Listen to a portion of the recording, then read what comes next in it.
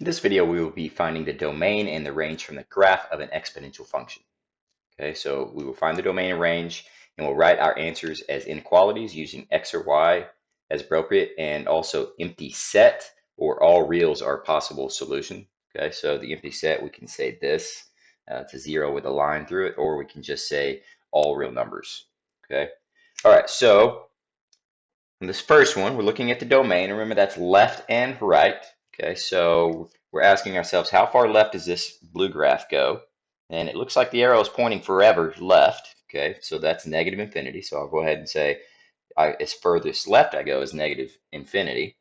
And then will be less than x. And I say less than instead of less than or equal to because you can't equal infinity.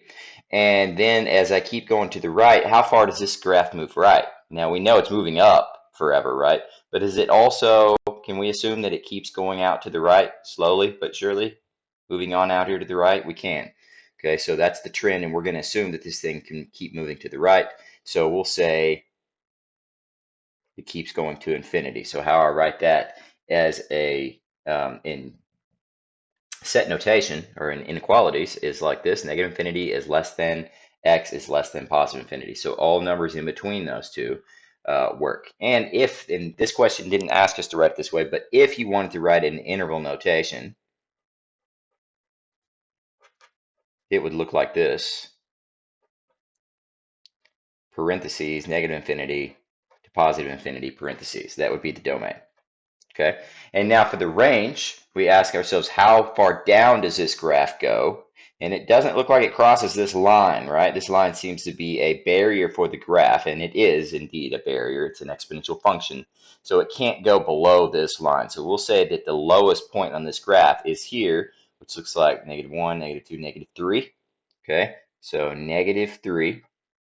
And we're going to say it can't equal that line because that is an asymptote, so it can't equal that line. So we're going to, again, just put a less than sign and not an equal underneath it, no line underneath.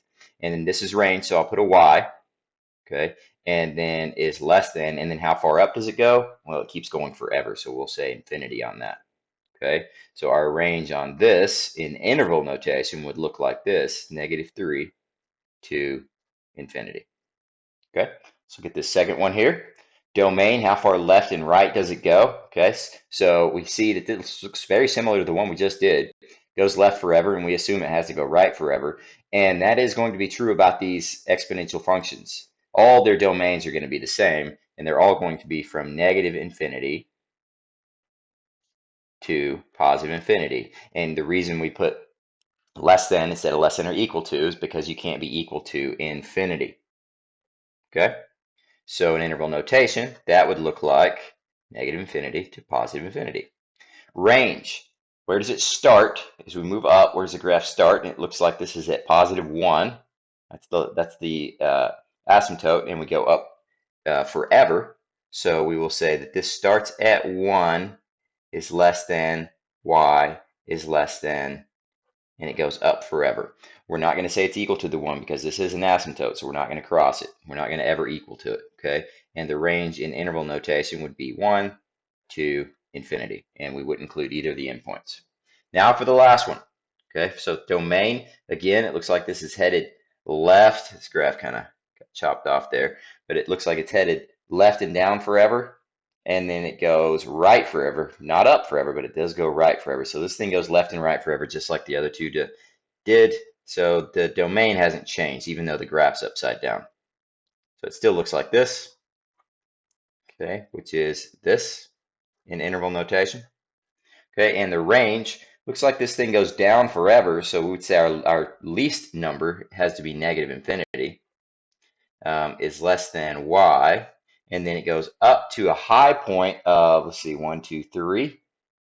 And that's where it reaches its asymptote. So 3. And again, no equal to sign because that is an asymptote. And our range here in interval notation is this.